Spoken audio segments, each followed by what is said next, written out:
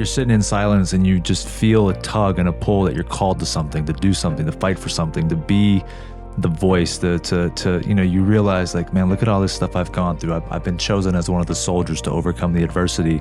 And now I'm looking at, the greater picture. I got a kid now, he's 15 months.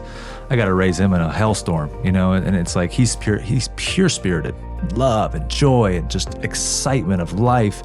And if I send him out there, he's got to know what he's getting into. But if we don't, whether that be you or the next person, whoever, we're not having these conversations. The person that's listening, just that one person, it wakes them up, and then that could wake the next person up, and just have them go, you know what, I kind of like what they say. You know what, next time I see somebody in the streets or whoever I talk to, I'm going to have a little bit of a different reaction like you just said. Well, I'm excited, number one, because man, has this been, when you finally hit that accomplishment point where you're like, man, I worked so hard for that one. Manny, if this is an accomplishment point, we got to reevaluate where things are at. But listen, I've very much looked forward to hearing your perspective. I love that, man. I think you probably have seen that with me now. I'm very curious. He's one of those guys that has always been like trying to understand, from back when I met you. So folks, we're already rolling into this thing if you haven't caught that. But Richard and I were not literally working at the same place, but he was visiting, having fun, enjoying. And this was back in my earlier entrepreneur days when I was just a low-level nightclub guy working at the nightclub. And I had this mindset that every guy that came in there that showed signs of success or that was capable of potentially investing in my businesses or that I can get around the right circles and level up my life, I was identifying them. And you were one of them, man. I didn't know I was being profiled. I just thought I had you a were charming totally being personality. Profiled. You were totally being profiled. Okay. Man. You were totally being profiled. But you know what? You were always nice, a sweet guy. And, it was just, I think, a cycle of life. And look, here we are, God, more than 14, 15 years later. Way more than 14 years later, I think. You think so? Yeah. Well, it's funny. I was saying to Paul on the way down here that this whole thing is nothing but an exercise in persistence. Yeah. I met you. It's funny because, when I would kind of almost have to go out, right? You had friends in town, sure. Clients in town. You go out just to entertain them because everybody thinks Vegas is only one thing. And I would, begrudgingly go, and it was not my thing. I don't think you ever saw me with a drink in my hand. Never. Always calm, hanging out. You would come chilling. over and just start talking to me. I was like, thank God. Okay. This kid seems like, smart. He seems kind. He seems interested. And I actually enjoyed the conversations we would have, albeit in a room that was not conducive to a conversation. Right. And you would constantly push, hey, can we grab lunch? Can I get together with you somewhere else? And that dialogue has continued up until, 48 hours ago. Yeah. And you've been asking me to come do this. And honestly, it's not that I was unwilling to do it. It's that, to be honest with you, I think we live in a time where everybody loves hearing the sound of their own voice, and people are constantly giving advice and constantly talking about themselves. And I just have never felt comfortable in that role, to be honest with you. There've been points in time in my career and in just in my personal life where I've shared with people in a way that I thought could be helpful or impactful to them at a time of either, conflict, discourse, or, confusion. And I think, some of my most fond and, kind of what I would call valued memories are those moments where I've been able to help somebody and impact them or give them some level of, motivation or confidence to, find their voice. Sure. Yeah. No, and I knew, listen, I was subtly aware of your achievements, obviously, right? I think just in conversation there. And I think that, as we have evolved and, sort of the platform here that we have with the show, it's to put you in the spotlight, right? It's different if you walk up to somebody in the street and you just start talking about what you've accomplished, man. You're like, hey, man, you're like, dude, I didn't even ask you. Yeah. Like, why are you telling me all these things, But in this case, it's about, okay, well, here's the road you've been traveling. Here's the road that you started on. You were cruising. You may have hit an obstacle, a speed bump, right? A wall might have went up and you might have looked at that thing and it said detour, so you had to go left and you had to go around and then come back up this way. I find that to be the fascinating part of life, right? I really enjoy that part. And as we've evolved, I start to realize that part of why I've been so persistent with you is because I don't think that enough of the right voices are getting the exposure that they need. There's a lot of voice out there, and they're smart at marketing, they're smart at distribution, but there's people out there as well that have had these life experiences that don't necessarily put themselves on that platform. And I think like, okay, I like that as an opportunity because that guy's got some stuff, right? So, well, we can definitely guarantee that I'm coming in completely unprepared. So whatever we're going to talk about is going to be ad hoc and off the cuff. So, it's going to be raw. I love it, man. That's the only way we do it here, brother. And if I didn't feel that way, we'd find the hole to go through there as well together. Nice. Man, I'd dig it out of you. Let's start with this because it's pretty easy launch point for us, Richard. I think that, I always say, let's start with the journey, man. Like bring us up to speed with, and again, people start, well, where do I start? I'm like, start where you want, right? Tell us about what that's been like for you. Where'd you start? If you want to start at birth, hey, I was born and raised here and we grew up this way and my mom was great, my dad was this or however, and then it translated to this, and this. Yeah. I will hear all of that.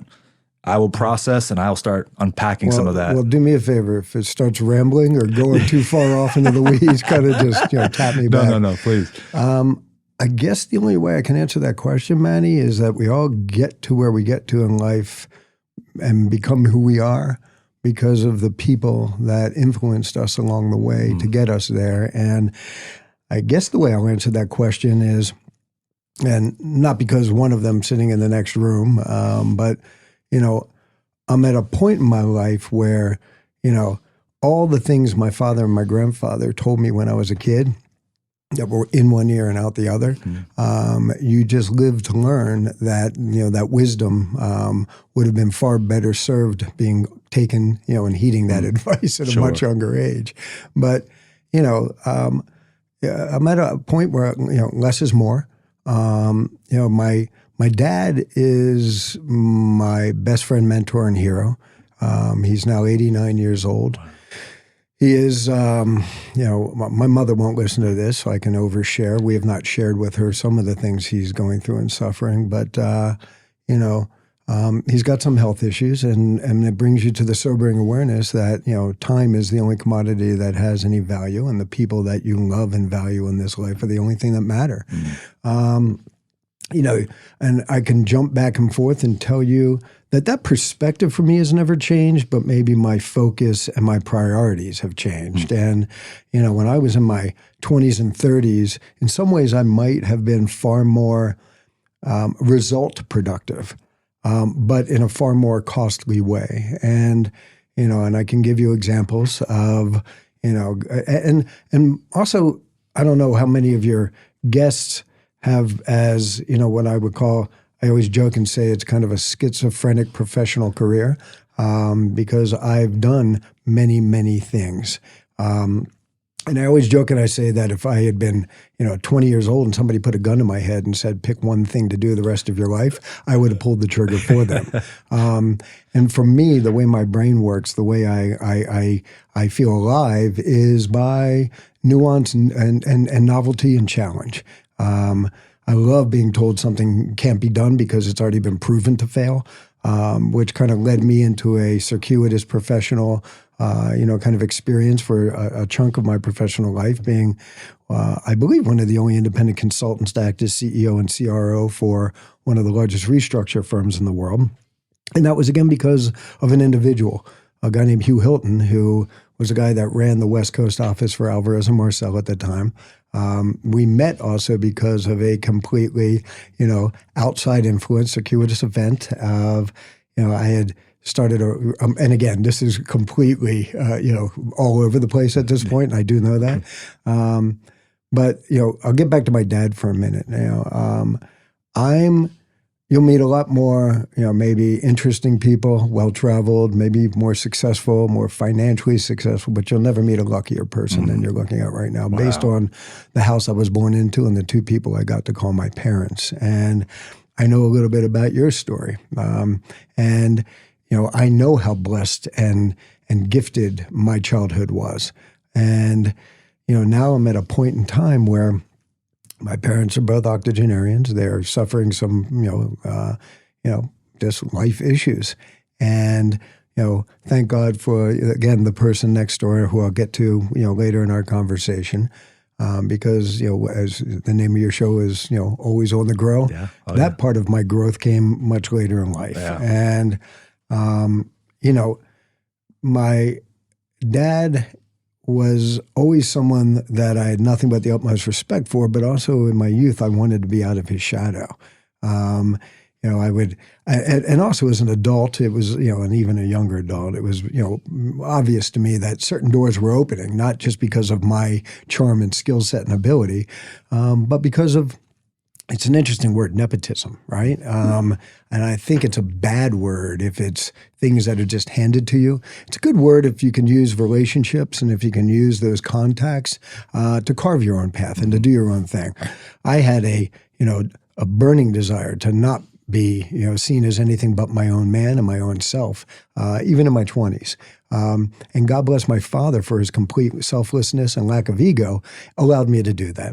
But also in the background, easing the path in that process. But I will also proudly say that, I believe, and I say that, because our perception of ourselves always evolving and being clarified sometimes by truths that we don't come to grips with. But I do believe everything I've done in my life, I have done on my own, but not without my father's support and not without that mentorship and not without being exposed at a very young age to things that most people didn't get a chance to be exposed to. I was that kid.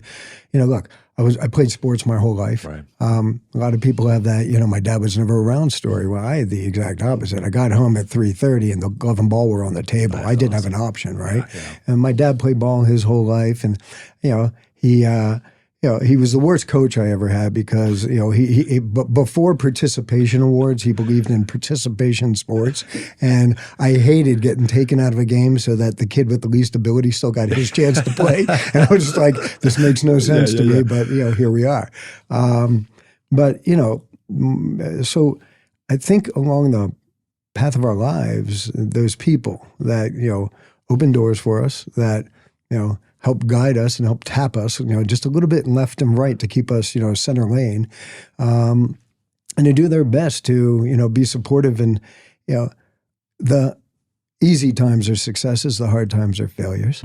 And you also learn lessons in life when you have those failures and you have those hard times. It's the old adage, right? Who are your true friends? And, and family is interesting at times. Yeah. But again, I think back to, when I met you, you stuck in my head. And it wasn't because you were a nudge. It wasn't because you were, overly aggressive. You just didn't give up. And I'll be honest with you, Manny, there's been times when, in all of our lives, when things seem like, the wall's too high, it's too wide, okay, the water's too deep, it's a little too dark out, and I just can't do this anymore. That we take a look and we think about, people that just don't give up. That brings me back to, the person in the room next door. Having the right person in your life. Yeah. Give you all that perspective. You have found that, right? Yeah. Took a long time. And you know the difference. Yeah. I've now raised, I'll say 3 girls, but between Paul and I, we have 5 daughters. And Paula has 2 older daughters. Love them. They're amazing kids. Her oldest, Bella, is in grad school at Berkeley. Gigi's in school in San Francisco right now. Our youngest, Tessa, is in her senior year of high school here in Vegas. And she put herself on my phone as my favorite person, and she's not necessarily wrong. My oldest daughter is in grad school at USC right now, and the little one is at UCLA. So we have a lot of college tuition going on. But the fact that they're all, amazingly bright, talented, and confident, and secure women, is kind of a testament to, at least getting some things right as parents, which you'll learn. Yeah. I feel like I'm learning now, but well, that is the baptism by fire part of it, isn't it? Yeah. It's my parents used to say to me, look, we knew nothing, okay, and we learned as we went, and we did the best we could do. Yep. And I think that, means a lot coming from the people that really did get it right, and not so much from those that got it really wrong. So one part is a yearning for just perfection, right? We wish we had a better handbook, and the other sounds like an excuse by parents who just kind of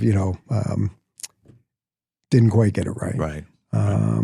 So I think at this point, looking at Tessa is kind of an interesting test model for me. She came into my life, I came into her life, vis-a Paula, when Tessa was about 13 years old. And probably one of the most interesting and unique and, defined and formed voices in a human I'd ever met at 13. And now imagine her at 18. Right. And she loves busting my balls, and she loves, just the wit and banter, kind of, sparring. And she is an amazingly gifted, talented human. She's a, rock star basketball player. She is a self-taught musician and artist. Awesome. She got to be on set over the summer on a film that we just produced. And I think film was something she always had an affinity for. But now she's got the bug, so she wants to go to film school.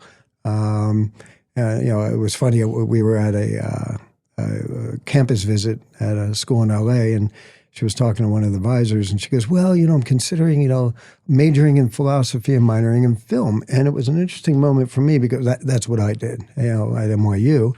But the fact that, there was a emulation path made me feel like, wow. Two things. One, that's impressive, and it made me feel honored, but it also made me even more hyper aware of the weight and the responsibility of everything I do, everything I say, that is creating, that path for this young woman. I'm not oversharing. Tessa is, very proudly, outwardly gay. During COVID, we were living in our home in LA. My octogenarian parents were here in Vegas. And, when we finally, all believed we weren't going to kill my parents by being in the same room, we made the hard decision that we were going to just, move the whole family and all be together in Las Vegas. It was also kind of at a confluence, a time when my parents were needing more attention and care as well also. So it all made sense. But the one piece of guilt I carry with that decision is that at that time, Tessa had been recruited to play at a school called Oakwood. And Oakwood is a, pretty well-known, private school in the Valley, and celebrities' kids go there. Not that we cared all about that, but it would have also been a far more soft landing and an easy path for her than we found it to be here. And you have a 15-month-old? 15 months, yeah. I was shocked to find out that the community here is not as progressive and as evolved on certain levels as I had hoped. And some of the things that Tessa ran into, and especially at probably one of the perceived to be more prestigious schools in the city, from parents and from it was almost like baffling to me that here we are in 2023 and we're having these kind of conversations. And I did, and I felt guilt. I was like, did I make the right decision for her? And I once said this to her, and she looked at me and she said, Dad, if we had stayed in LA and I went to Oakwood, sure, it would have been easy. But here I'm able to have a voice, and I'm able to make an impact and help and change kids' lives that, should hopefully make things easier for them. And that coming at the time from the voice of a 15-year-old. So, I think, you look at what, I looked at Paula today, and at one point we were just doing something. And I said, we just have the most perfect life, don't we? And we were sitting at Snooze just having breakfast. And I feel that way, Manny. I feel, there's still so much to do. There's so much I still want to accomplish. There's so many things I am, kind of, again, I have been accused of, taking on too many things at once. And to be honest with you, I never feel like I'm involved in enough to keep me, focused, and to utilize all the energy I think I have to put into something.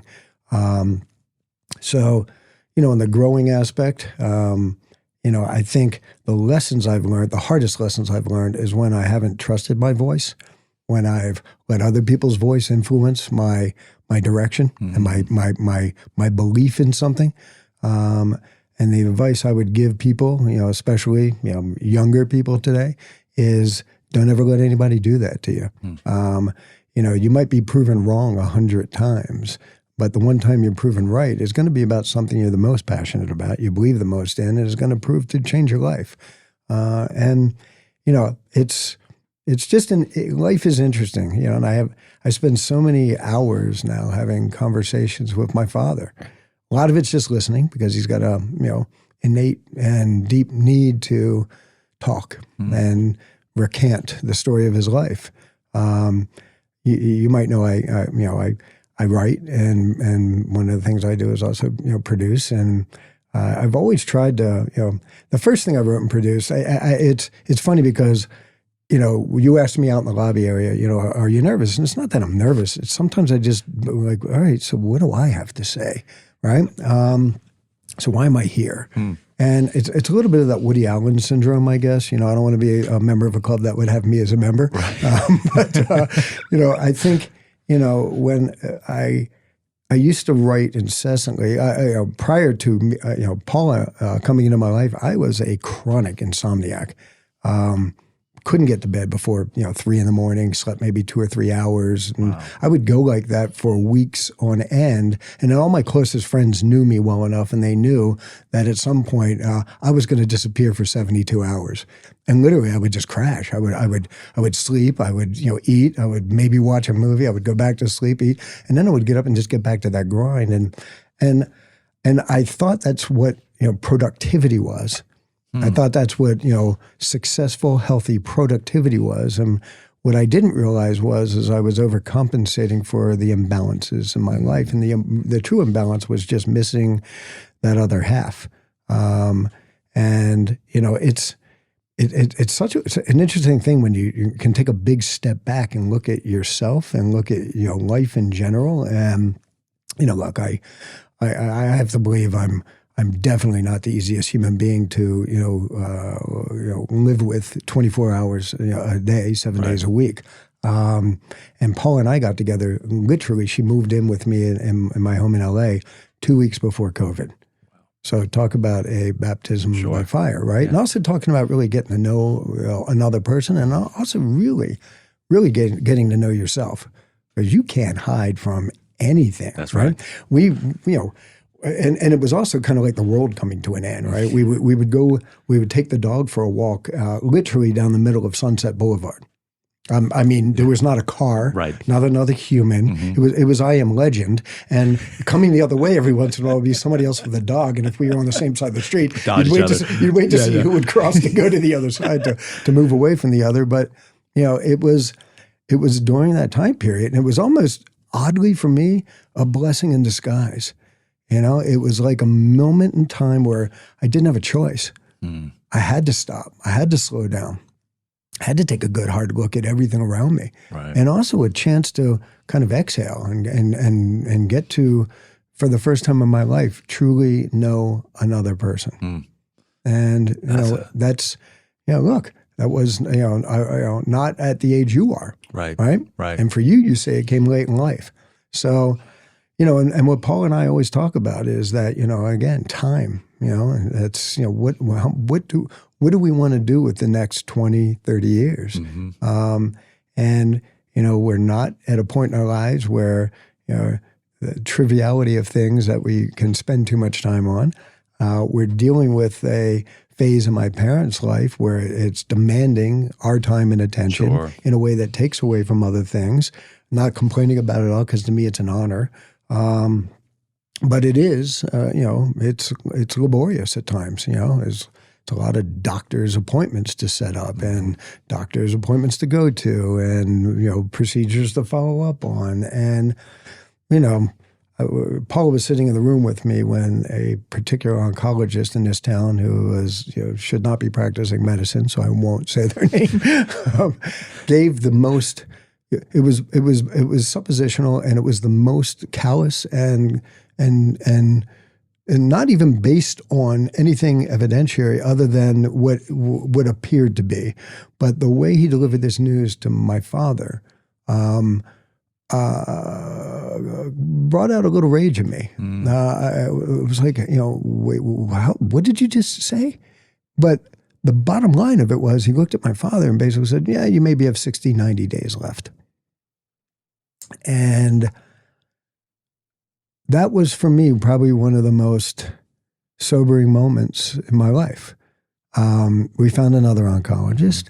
We, unfortunately, after a couple of more thoughtful and digging deeper procedures, did verify what the other individual assumed. But I'll tell you, cancer is a word too many people have heard, and too many people have lost a loved one too. And, my dad has a pacemaker, defibrillator, and 7 stents. Wow. So he's had a heart issue for a long time. So, if not for those devices, and if not for, an amazing cardiologist here in town, a guy named Howard Broder, who I don't know how many surgeons would spend 6 hours operating on an 88-year-old at the time to improve his chances for some more time. But when you're dealing with cancer, it's a totally different sense of helplessness on a certain level. And when we just did the most recent PET scan, I remember sitting there and the doctor is just kind of rolling through the scans. It's almost like a, short film of, good news or bad news.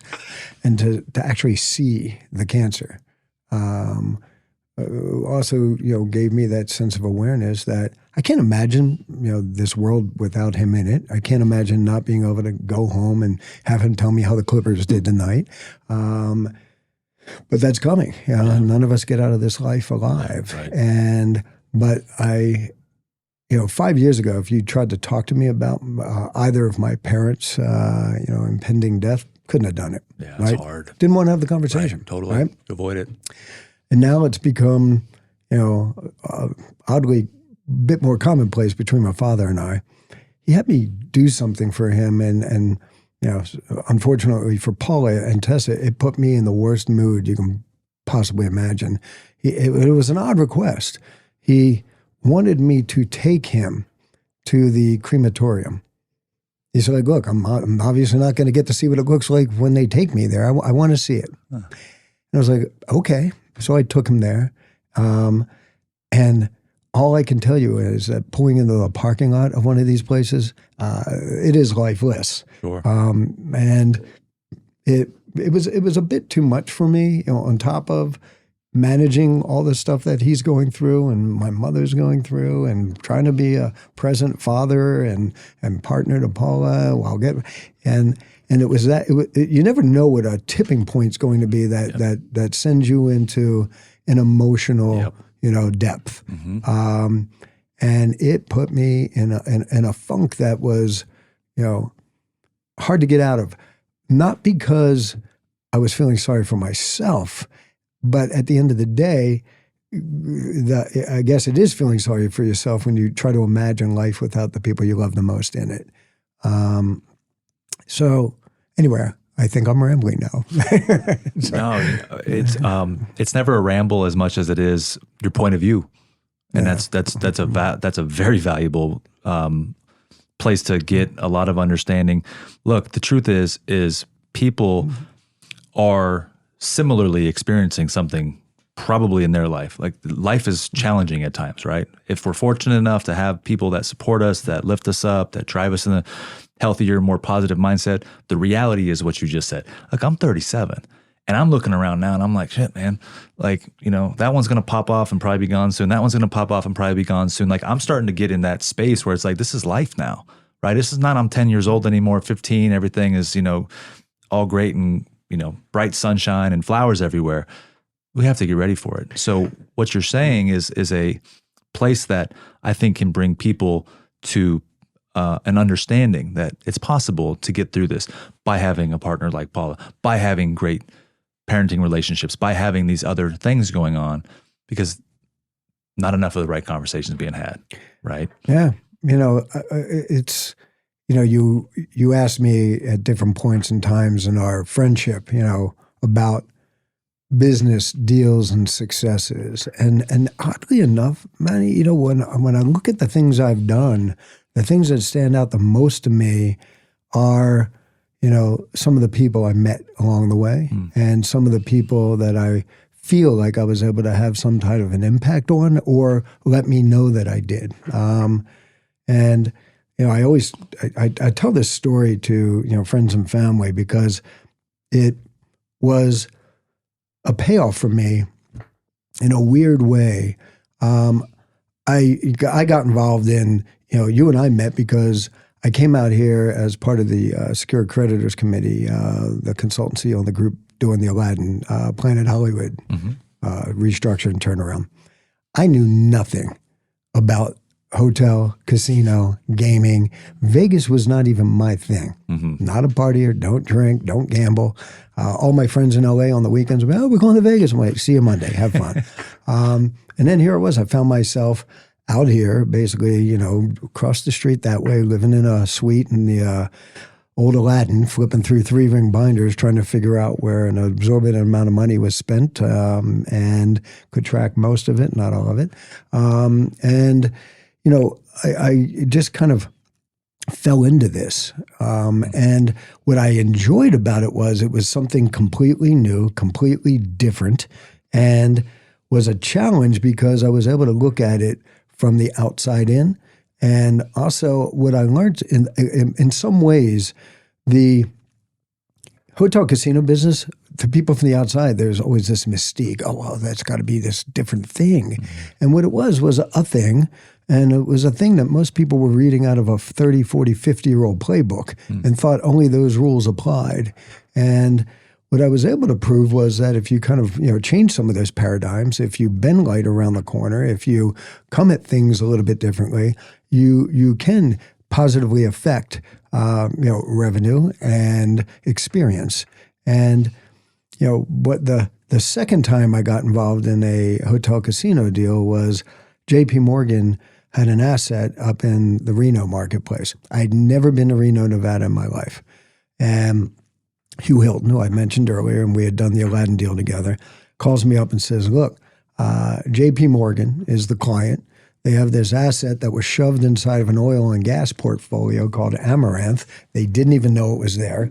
And it's an upside-down hotel casino in Reno, Nevada. And my first words were to him, I don't think that's for me. And he said, well, fly up with me and let's just check it out. And we went up, and I was amazed that there was, this giant hotel in the middle of the city, the most visible thing in the middle of the city that was the worst performing asset in the entire city. Wow, right? Yeah. I was like, okay, how did this happen? And, we started looking at it, and I was like, all right, I thought it would be about a, 4 to 6 month gig and, in and out, no problem. And first I went in as an advisor. And then after about 6-8 months of the deal, Hugh was spending more time back in LA. I took over the position of CEO, co-CEO with Hugh and, president of the asset, and had to really kind of roll my sleeves up and give myself a true baptism by fire education on how do you fix one of these things? You're talking about 80 plus reporting departments, thousands of employees. We were the only union asset in all of Washoe County at the time. Wow. Well, I should say within Reno. Right. I believe Washoe County. When we took over the asset, are you familiar with what the Wells Report is? So the Wells Report basically gauges performance in casinos. Okay. And at the time, the property was number 12 on the Wells Report. It was the largest of its kind in the marketplace, but yet number 12 in performance. So you had, Jonas, the Caranos had, their property downtown. You had the Atlantis. You had the Peppermill. These were the high-performing properties in town.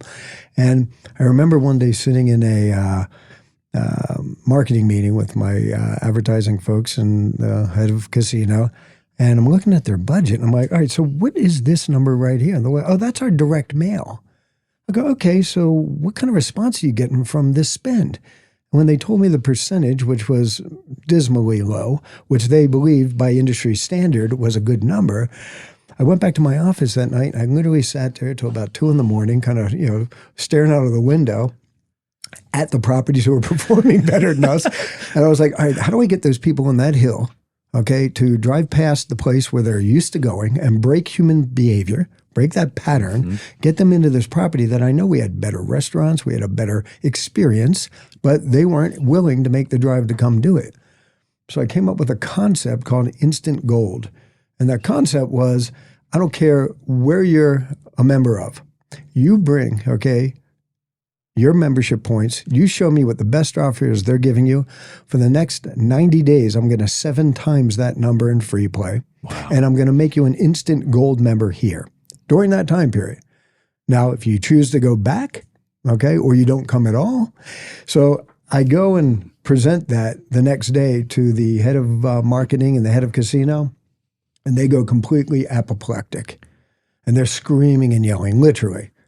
You're out of your mind. You don't know this business. You're going to bankrupt this place. And I said, well, the good news and the bad news is you guys have already done a good enough job of putting the company, okay, in a not so great cash flow position. That's why I'm here. Right. So we're going to try this. So I took that budget and they begrudgingly did it. We increased the gaming revenue, over 20 some odd $1 million. We held that client base, okay, that came over. 86% of that client base held after the promotion. And it was just doing something different, being able to not be afraid to do something different. And also figuring, look, the ship's taking on water. If we don't figure out how to, either pick up speed so water can't come in quite as quickly. And that's another thing I've kind of learned when doing this stuff with Hugh and the A&M folks, was that human instinct and human nature is sometimes counterintuitive to exactly how to fix a problem. And, when you're lost in the clouds and you start getting a little, kind of confused on, right side up, human nature is to slow down, to, take the foot off the gas. Right. Problem is when you do that, typically the plane crashes into a mountain. And, it leads me back to the story of where I think I made impact there. And it wasn't about adding gaming revenue or adding food and beverage revenue or creating new concepts, which I love doing all that. Deep down inside, I'm a, kind of frustrated architect, and I love the whole design process and, kind of making a place look and feel, and work and move better. But, when you have a money center bank as your client, they only care about one thing. And that is the money. Once a week, we'd have our bank call, and on every bank call, they were like, well, we want to do another RIF process, reduction in force, which basically that just means fire people, right? Who else can we fire? Who else can we jettison? How do we? And I would look at them, and they kept bringing up one man's name, a guy named Ben Gazzari, and Ben had been with that hotel literally since the day it opened. I'm talking back in the Kokorian days. 2 things. One, Ben was an older gentleman. He was also the only person in the finance department that knew where everything was, knew where all the bodies were buried, knew all the legacy issues, knew the history of the place. Ben was also the sole provider. His daughter eventually started working for the company, but was a sole provider for a family while being a cancer survivor. And they would constantly have him at the top of this RIF list. And Ben was not making a salary that would have made a dent in, what the problem was there. And I would constantly say to these guys, I'm not firing him. And they would scream at you, we're telling you. I said, yeah, well, I'll tell you what, fire me. You'll save a lot more money by getting rid of me. Right. Eventually they did. But at that point in time, I just was not going to let that happen. And when they finally did the sale process, they, terminated our contract early because it saved them, again, millions of dollars. And, A&M was, not an inexpensive firm. And I remember, packing up, I had a rented Ford, what's the bigger one? Not the Explorer, the Expedition. And so every Monday I was flying from Vegas up to Reno, 6 a.m. flight. And I would see like the usual suspects. I would see, Rory Reid and sit and have a chat with him and talk to him about his gubernatorial run. And I would see Tarkanian's kid. And, it was kind of an interesting, hey, how you doing? Kind of like, the plane became like Cheers.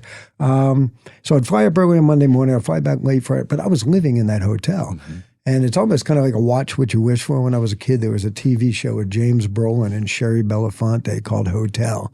And it was about James Brolin owned this hotel in San Francisco that I think was the Fairmount or the Hopkins. And, and he lived in it. And I remember as a kid looking, I go, that's so cool. I want to do that. And I was like, get me out of here, please. So, I'm packing up. And I'm on the porte-cochere over on the bus side of the property. And if anybody here in Vegas knows the old Bally's design, it was designed by the same exact people. So it was that side setup. You had the front valet and the side kind of bus area. And I'm just packing my car up. And I'm getting ready to do the drive back to Vegas. And I'm kind of like, all right, well, this was kind of an interesting experience, onward and upward. And I hear somebody calling my name. And I look up and I see there's Ben. Comes running towards me. And he's like, Mr. Silverman, Mr. Silverman. I'm like, man, it's Richard. He goes, I'm so glad I caught you before you left. And he's got tears in his eyes. Wow. And he looks at me, man, and he goes, I know what you did for me. And I said, Ben, I didn't do anything for you. I did what was right. But your lifetime of dedication to this place, your commitment, your work ethic, I just did what was right. Mm-hmm. And he hugged me and kissed me on the cheek and he said, no, I know what you did for me. And I got to tell you something. That made a 8-hour drive back to Vegas easy to do. And I don't care what else I did there. I care that I made that man's life better. I care that I did the right thing because my father taught me how to do the right thing. Yeah. And I didn't allow myself to be pressured by people who didn't necessarily care about a human being to do something I would have regretted later. And, when I mentioned just know your voice, I think, and you now sitting in front of a microphone, and I think there's no irony in you've always had this burning curiosity. I don't think you ever wanted to ask people questions about their success because you wanted to figure out how do I start a business and get rich. I think the process is what always intrigued you.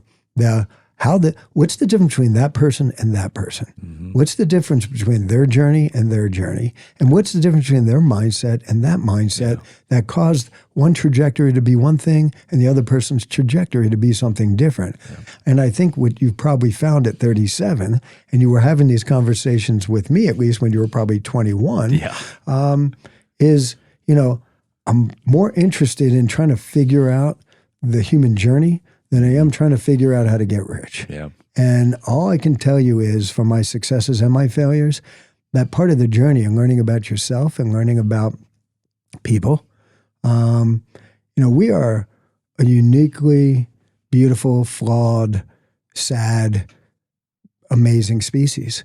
And every day there's something about the human race that will literally, turn your stomach. And also something about the human race that'll make you believe in hope and believe in that there's something better tomorrow. Yep. And, for me, at this point in my life, the something better tomorrow is so simple.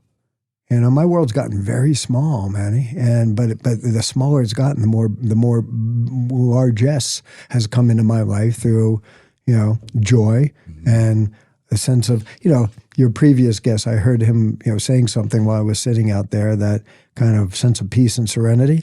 And I knew that, individual probably when he was 21 and first came out here. And I think, I never thought I'd be living in Las Vegas. And by the way, it's funny, we recently, got rid of our place in West Hollywood. And we have been thinking about, where else do we want to kind of, look at, not necessarily next, but in addition to. And it's funny because Paula, born in Central Valley, spent the last 20 plus years of her life in San Francisco, very kind of progressive cosmopolitan city. And it's weird because we both love it here. There's a certain there's the obvious here, right? People come here for that, 2 block wide by, 6 miles long experience. And, but that part of the city to me has kind of lost some of its luster. There used to be characters and personalities out here that kind of made the experience, right?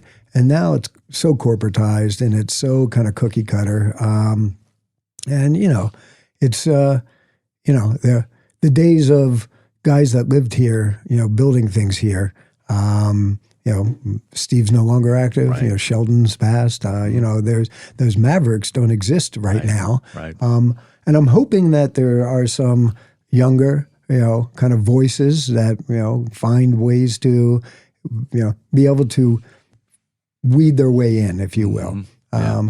The entry point has gotten so expensive to do everything, in most major marketplaces. So it's harder and harder to find that soft spot. But they exist. And again, like I said, I think if you find new paradigms and new ways of coming at things, there's always something new. Yeah. It's funny how you said that there's no irony, right? And you reference sort of a reversal of the times and sort of situations.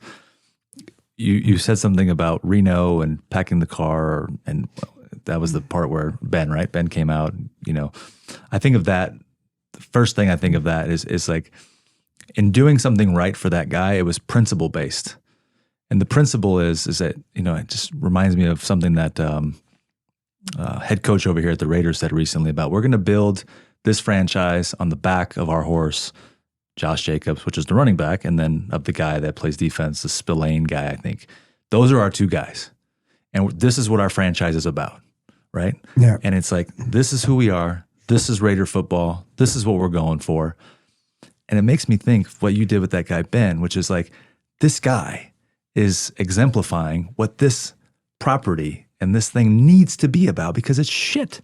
It's garbage. And you want to get rid of the guy that's been here since day one, that if you were wise, and apparently you did it, planted your flag on this guy, built around that culturally, the DNA of that company could flourish. And it sounds like, so that's what triggered that thought there. Second thing was, when I was in I think this is right when I started working at the nightclub, right, probably around the same time we met, man. We were going to Reno because we were trying to pitch the Cats-Offs that ended up building the Aces Stadium out there. Yeah, I remember. I can tell you a long story about that. More dreams come true. But we were trying to pitch them, and my buddy and I took a car ride out there. We were kids. We had no idea what we were doing. We stormed into Lou. I think his last name was Holtz. He was like the main director of the whole thing and all the other teams elsewhere. We stormed into his office, and he's like, who the fuck are you guys? Like these 2 20, 21-year-old kids. And we're like, we want to build a restaurant and bar at this stadium right here with this development center. And he's like, I don't know what you guys are talking about, but I like you. I want to put you in touch with the Cats-Off, dude. A year later, I'm meeting with Stuart and Jerry here in Vegas. Crazy. I think we stayed. Where were the Cats-Offs from? New York. I think they were New York guys. Yeah. New York, big New York guys. It turns out we ended up meeting them, spending some more time with them. Yeah, because I remember they were building the stadium while I was up there. Yep.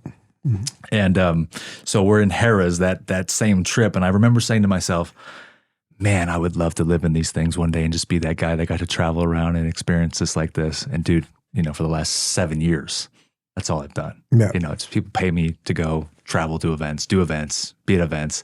And I'm like, how incredible is this, man? Like just a blessing, right? Yeah. I remember not even 15 years ago, it was like, I wished for it, I hoped for it, and now you're living it. And now it's almost like, man, I lived that part of my life now. What's next type of thing, right? Well, it's interesting. I get back to my dad again. My dad, the writing thing, I try to do and get involved in projects that I think have some purpose and meaning that can have some positive impact and also open some people's eyes to things. And, unfortunately, the first film I wrote and produced, really wasn't that.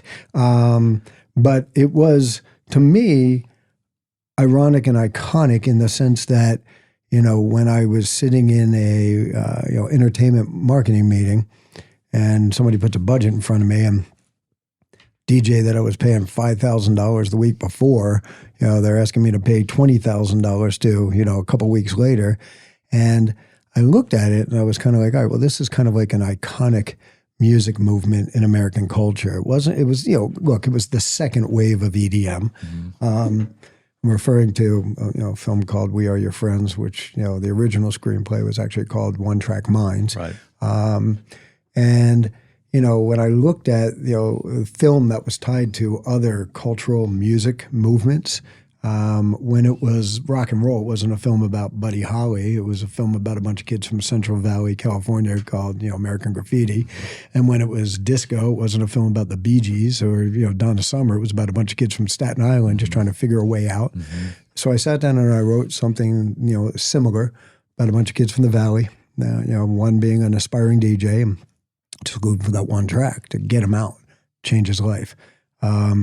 The original screenplay was written where the older mentor DJ had a daughter. It wasn't his girlfriend. It was later changed. And this is a story about not, necessarily holding to your voice. And also because everybody around me was telling me, a little bit of go along to get along. You don't understand, You don't just sit down and write your first screenplay and it get bought within weeks, and then you are in pre-production like a month later, and big names. This doesn't happen. So be grateful. And I go, I guess I should be grateful. So, part of the things of that process are when you're not in a position, which I wasn't as a writer at that time, to dictate that, no, I have final say. You watch a process go on where everybody, it's that NIH syndrome, not invented here, but they want to invent it.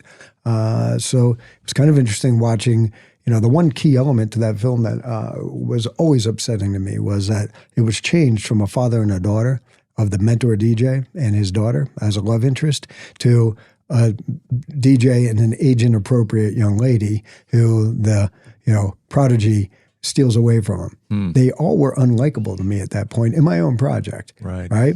The older guy, just being another guy having a, completely age inappropriate relationship. And please do not laugh in the other room, Paula. I think I can hear it. Yeah, there you go. And, and then the girlfriend basically, cheating on him. They all became somewhat not lovable at that point in time. But, since then, what I've efforted to do is, find projects and get involved in things that, have some voice and purpose and meaning. The film we just finished is called My Dead Friend Zoe. And I'll give Paula some credit on this one too. We happened to be in LA about, 2 years ago, a year and a half ago.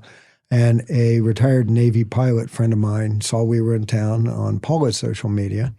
I'm not on social media, Facebook, but, and reached out and said, hey, I see you guys are in LA. Would you like to go to the premiere of a short film at the Hollywood American Legion Hall tonight? I'm kind of like, a premiere of a short film? What the hell is that? And Paul was like, look, we have nothing else to do. Let's go. I'm like, all right. I'm like, cool, we'll go. Yeah. So we go over there and meet him. And we get, first of all, the Hollywood American Legion Hall, if you've never been and you have the chance to go, it is an incredible building. Okay. It is a, Art Deco'd, kind of etched stone, gorgeous, gorgeous edifice. The inside, the theater is beautiful. And the bar area and media, you've seen in 50 different films or television shows. It's used a lot. So it was interesting to go get to see it. But we get there and it's a very military-themed event, but not really, not red, not blue, kind of purple, down the middle. And it was a 14-minute long short film. And I find myself 12 minutes. Oh, by the way, I won't share the story, but Paul, you still owe me on a bet you lost that day. Can you hear laughing in the room next door now? Yeah, right.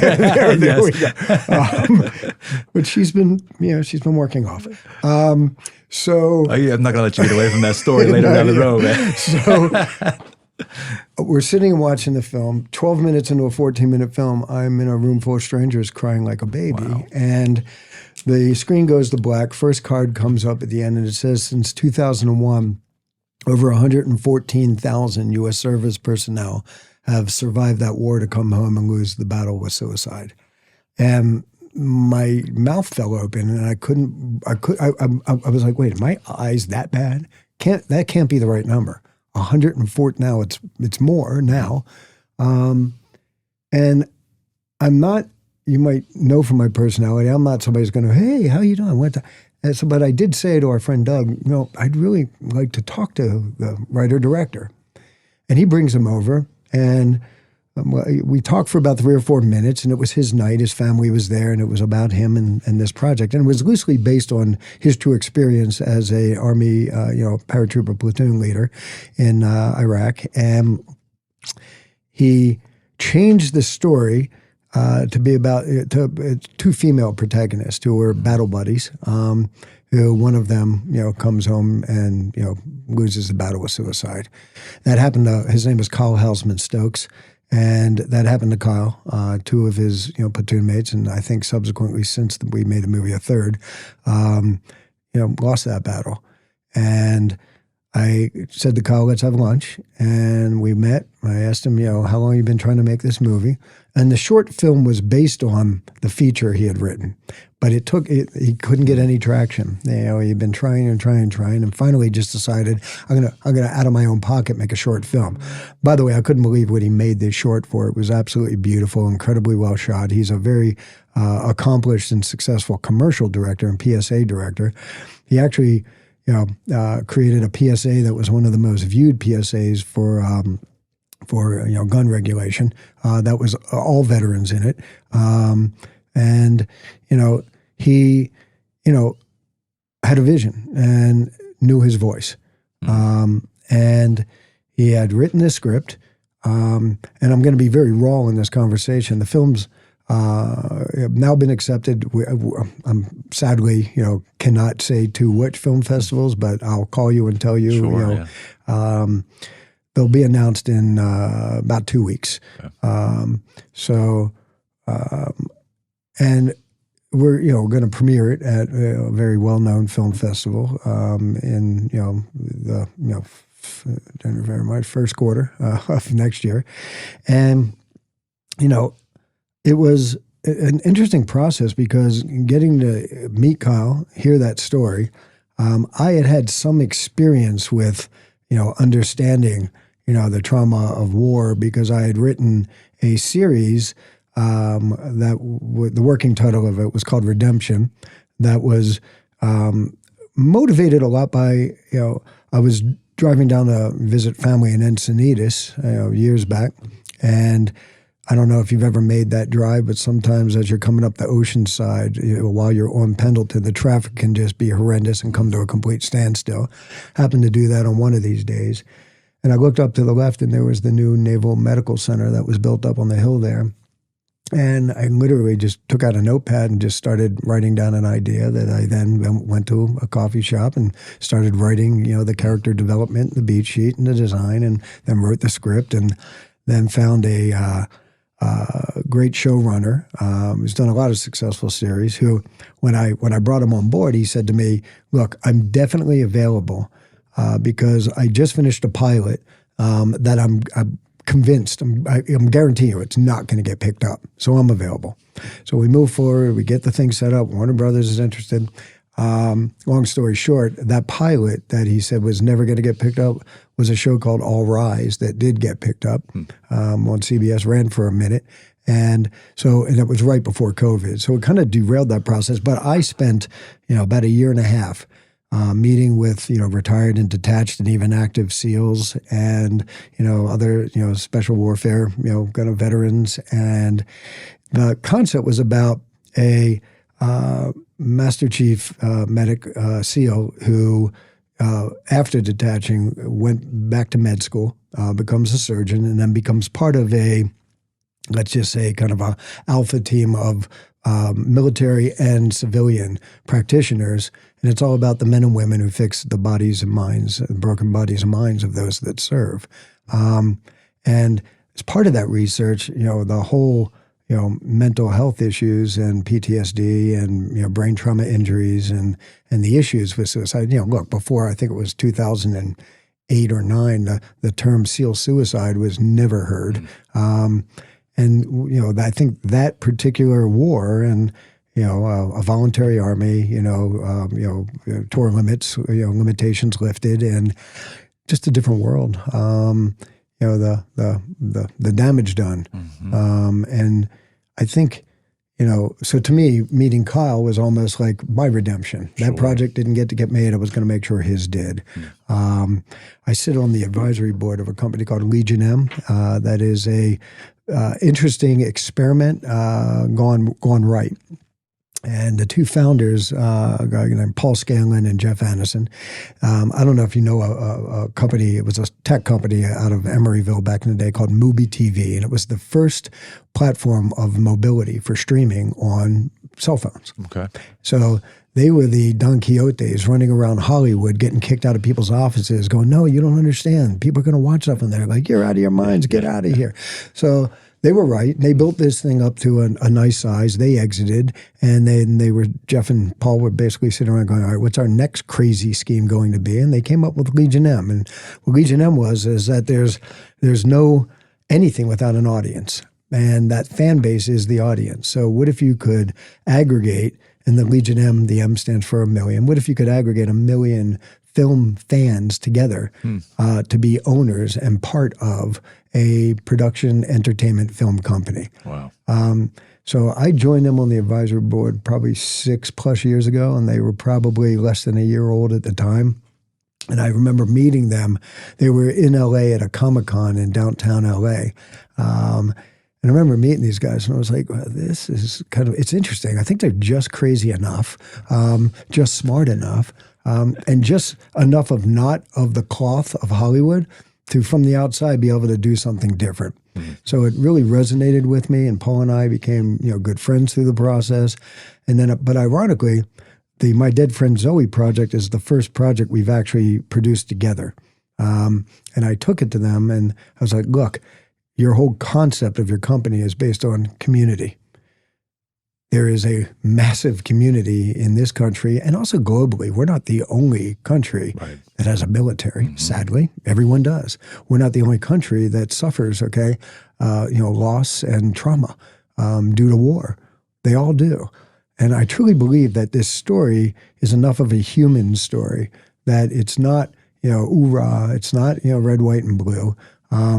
It is about loss and pain and and finding the ability to forgive oneself. So we were fortunate enough to get Ed Harris involved and Morgan Freeman involved. We have Sonoqua Martin Green, who was one of the captains of one of the newer Star Trek shows. Natalie Morales, who was in that new Jennifer Lawrence film that just came out, and she was on Parks and Rec, I think, and a very up and coming young Latina actress. And so, look, I think that film will hopefully bring some awareness to what is now getting to be a better understood problem. I don't know if I'm allowed to say this, but Travis Kelce is one of the EPs on the film, and God bless him for having seen, the purpose behind it as well. Obviously, the NFL spends a lot of time leaning into, veterans and military support. And then, another project I'm working on right now, and tell me if I'm rambling too much. Not at all, man. No. Again, I have to thank Paula for. When she and Tessa moved in, they didn't move in with a lot of stuff. And I remember being on a Zoom call with, about 10 people, and Paula, who, she's one of the most unique humans you're ever going to meet. And just in her, she cares about what she cares about and nothing else. And in that moment, she didn't care that I was on a Zoom call. She cared that it was important to tell me something. That turned out to be very important. Mm-hmm. And sometimes I think that's also a lesson learned. The moment we think is so meaningful and important is not so much so. And to take a step back and be able to look at something else off to the left or off to the right is a skill we should all learn more. And she walked over to me with tears in her eyes and hands me, I think, 6 to 8 pages stapled together of a printout of an article. And she goes, when you have a minute, you need to read this. This helped me get through some of the worst times in my life. And I was like, okay. And I felt a little awkward because she's saying this literally in front of me. So I throw it on my desk. A few days later, I look down and I see the papers sticking out of the corner of a pile of paper I'd thrown on top of it. And I pull it out and I start reading this. And you're going to start thinking I have some emotional issues, but I start again crying like a baby. And it was 2 years ago, Sports Illustrated turned 60 years old. And they picked, of their hundreds of thousands of articles they've written over 60 years, they picked their top 60 stories. And this was one of those 60 stories.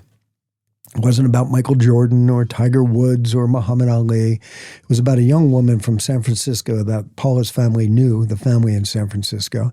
And her name was Jill Costello. And it was written by, God, what's Chris's last name? He's an amazing writer, but an award-winning writer for Sports Illustrated. He teaches writing at Berkeley. It'll come to me in a minute. But and it was a story about a young lady who grew up in, the kind of that Catholic mafia bubble in San Francisco, the Catholic community, went to SI and then, always wanted to be an athlete. She was a, petite little girl, danced as the junior ballet as a kid, but wanted to be involved in a sport, something team sport like when she went to school. And the only thing she could do in college, she got into Berkeley. She was a 4.0 student her whole life. And she became the coxswain on the crew team. And her goal was to, crew the NCAA championship boat and the Pac-12 championship boat, varsity team. And she worked her way up to that. But in her junior year, after practice one day, she was having some abdominal pain and mentioned this to one of the other girls who was one of the rowers who was going to see the team doctor. And she said, hey, well, come with me and see the team doc. And that began a 48-hour nightmare of discovery that abdominal pain was stage 4 lung cancer for a young woman that never smoked a day in her life, was otherwise completely healthy, had no family history of lung cancer. And the story was written more or less about the next 380 some odd days of her life. And if you want to ever talk about not feeling sorry for yourself, getting up and just doing the right thing for the right reason, no matter what, look at this kid's life. 14 rounds of chemotherapy, still, maintained a 4.0 grade point average, never missed practice, did win the Pac-12 championship with blood pouring out of her nose, as the story's, recanted by the girl sitting in first position. And as she was saying that she felt like she had nothing left in her tank, but looking at Jill, knowing what she went through, motivated her to push on and go farther. They came in second in the NCAA championship to Stanford by, a second or so. And if you look at the picture of that second place team, the person who looks happier than anybody on that first place team was Jill Costello. Within weeks of that, she was dead. Wow. There's a B story to this, that her best friend growing up, one of her best friends, was a young woman named Kelsey Harrison. And Kelsey couldn't be with Jill while she was going through this because she was at Harvard and playing soccer at Harvard. And part of how she started dealing with processing her grief was she started running.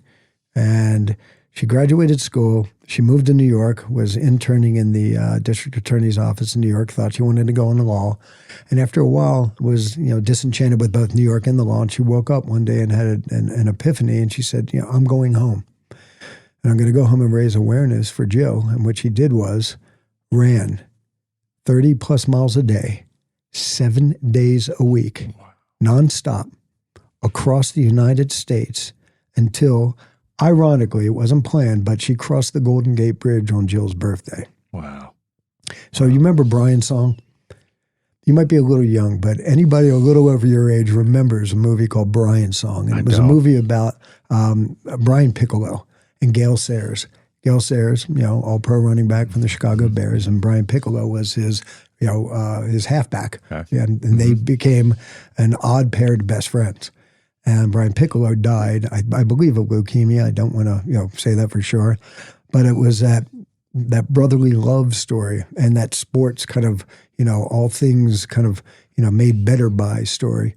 And when I read it, it moved me on multiple levels, but also I looked at it and I said, the world kind of needs a story like this right now. To hear a story about just human perseverance and endurance and love and commitment.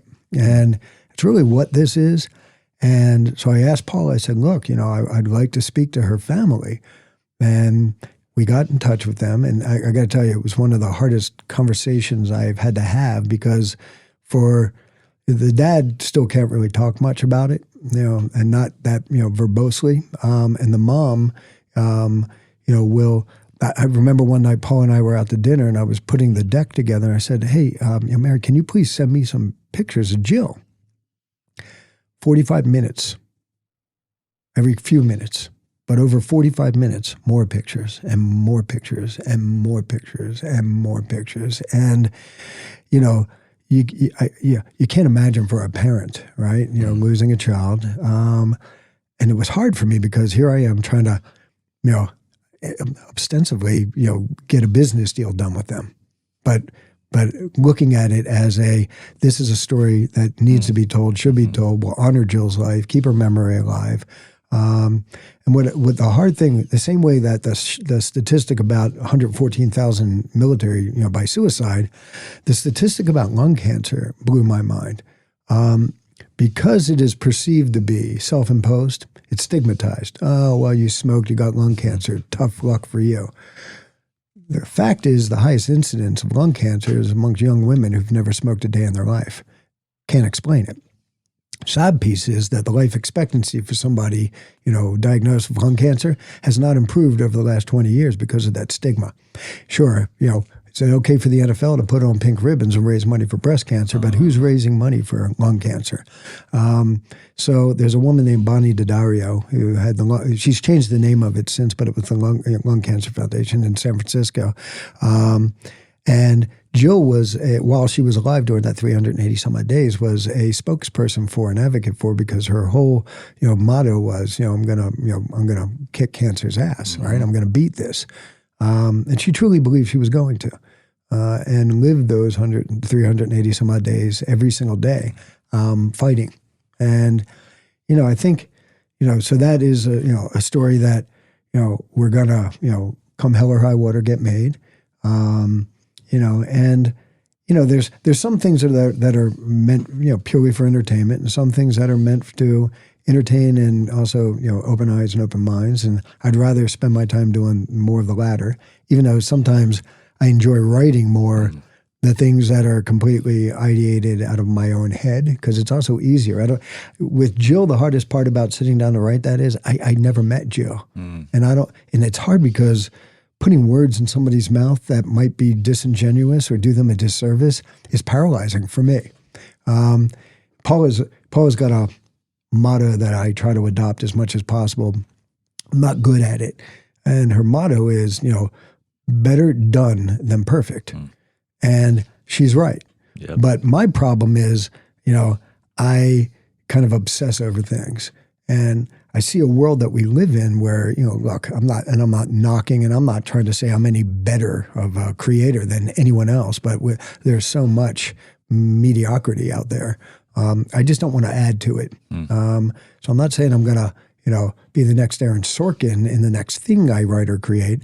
And that level of genius is, to be, kind of seen for what it is. But for me, it's hard. It's hard to just get it done, as opposed to, trying to make it as perfect as possible. When you're writing fiction, when you're doing that, I'll describe it two ways. It's easier because it is a universe and a world of your own making, but it's also a very schizophrenic process, because literally you are having a unique voice and emotion felt and put to multiple people and personalities. So, for me at least, to effectively write is a very different experience than the other things I've done in my professional career, because I have to do it completely isolated. It's not a collaborative thing for me. Maybe truth be told, even when I was most successful in doing some things professionally, I'm probably not the best collaborative person, because I'm that person that truly believes I can see where we're at and where we need to go. I don't necessarily need to hear your opinion of why it might or might not be right. And I just need you to be able to figure out what your role is. Tell me how to help you achieve your role successfully. But that's where we're going. And that's a hard thing to, execute and have people accept quite often. But there's also nothing more frustrating for me than seeing something go in the wrong direction, knowing it's going the wrong direction, and just going along to get along or being quiet in that process. So, look, I get it for a lot of people, just, keeping your head down and keeping your voice kind of, moderated is, kind of keeping your job. And sadly, we live in a world where, people have to make those type of, sacrifices and those type of, I would call self-limiting daily decisions. But I would implore them to find something else in their life where they don't have to do that. I could keep you here for days, literally consecutively, and ask you a continued amount of questions that probably would turn the sun up like old Vegas nights, going out all night and sun comes up the next day type of thing. Because you keep coming back to that whole voice, put your voice up, let it be heard. That's one thing that I want to spotlight again, in the sense that, how does someone go about that part where, in your opinion, that they can stand up for what their voice really reflects, and how they can translate that into an opportunity in their life to maybe change the direction of where they want to be or where they want to go, and not live in those confines of what it means to, feel that they can't say something, or that their voice isn't worth anything, or that they shouldn't. Like, what's the tactical thing to kind of just let loose in a world where censorship and silencing and podcasting, you get to cooperate with the sponsors and, all these corporate agendas. And you mentioned athletes, like they can't say stuff because this guy's saying this, and the millions of dollars are on the line. I feel like I'm in a season right now, just, talking about what you're sharing right now. There's so much synergy here where this whole month for me is dedicated to evaluating what's that next burning thing inside of me that's going to become a proverbial enemy that I can go out and just conquer, right? It's going to fuel me so much. And one thing that's coming up is like my belief about a few things, like where I've even self-reflected, like, I'm a little scared to talk about that. But I think now— What are you scared to talk about? Politics. I'm going to interview you now. Yeah, politics. And I'm not saying that. But so that's interesting, right? Politics, because we're in such a odd space and time, aren't we? Mm-hmm. Right? There's so much vitriol, so much divisiveness. There's so much, you're either— If you're not over here, then you got to be over there. Right. Politically right now, I would kind of— I'll talk about it with you. Right. I am in some ways kind of like that, man without a country kind of. By the way, let me jump in real quick. I don't mean to cut you off, but this is exactly what I would have wanted from that, because there's things that I consider myself good at, and it's just more about centering the conversation with someone else, where I'm just acting as a awareness factor. I'm helping raise the awareness so that people can start to see it differently. So you said, hey, I'll talk about it. It's like almost perfectly what I imagined. Me not needing to be the expert, but facilitating the concepts. Well, look, we've all met some people who think they're experts on politics, and kind of, and they always have the loudest voice and the most staunch opinion in the room.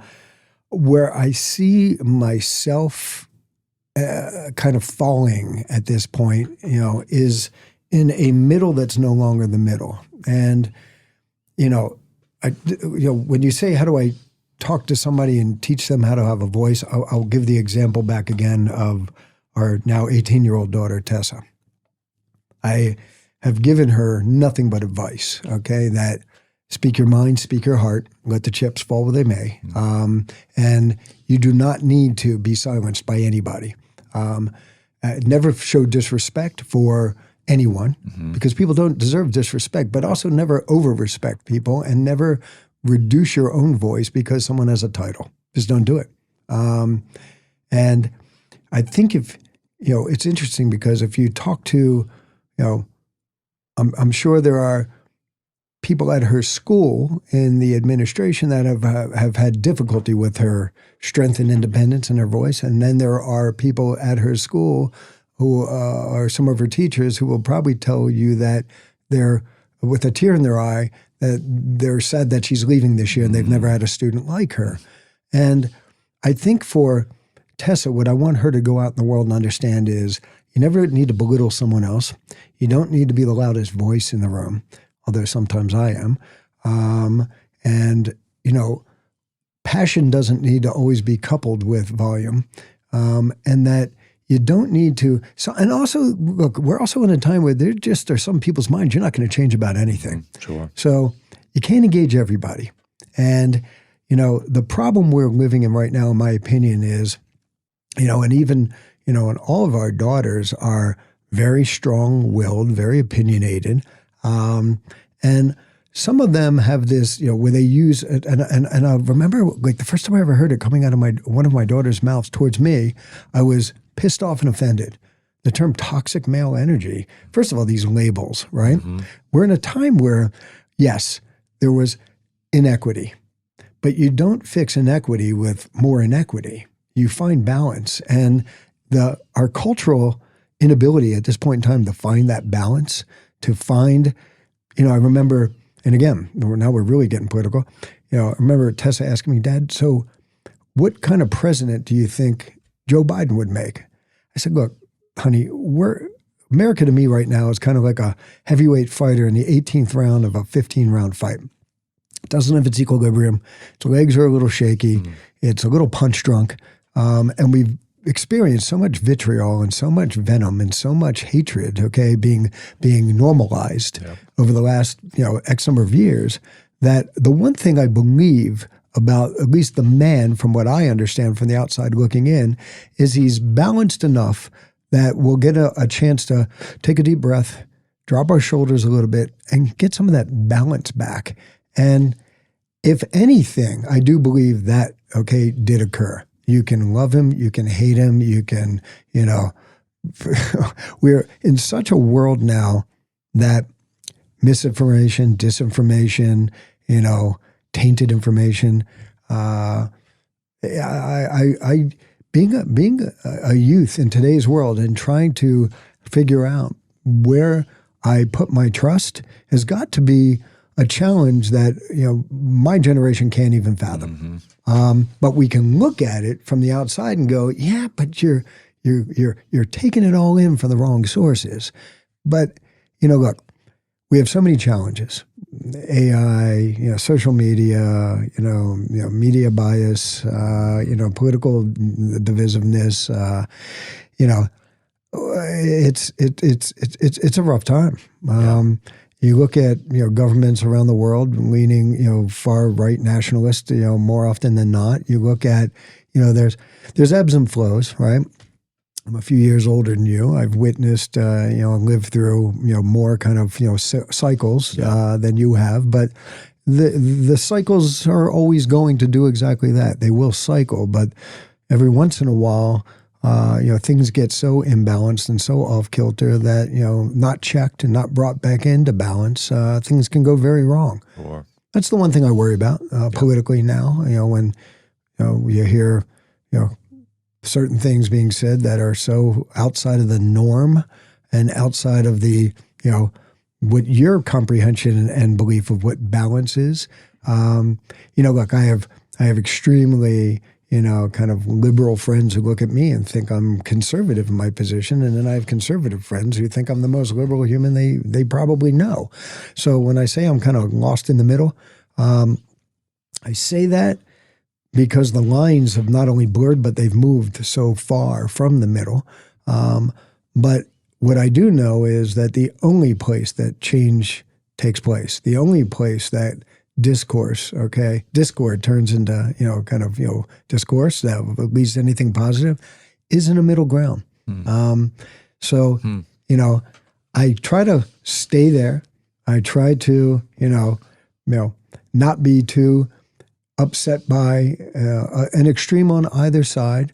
And I try to always hold to the adage that, my grandmother always used to say, it's always the vocal minority that gets the most attention. I like to believe that, the things that are so extreme in our society right now are vocal minorities, but I'm starting to, fear that in some ways they're not. But, look, whatever your, political, kind of views are, I think that last election was an interesting, testament to two things. Two people ran for an office, and both of them received more votes than anybody in the history before them. Individually, both of them, right? So one just happened to get more than the other. But it speaks to the split and divide in the country.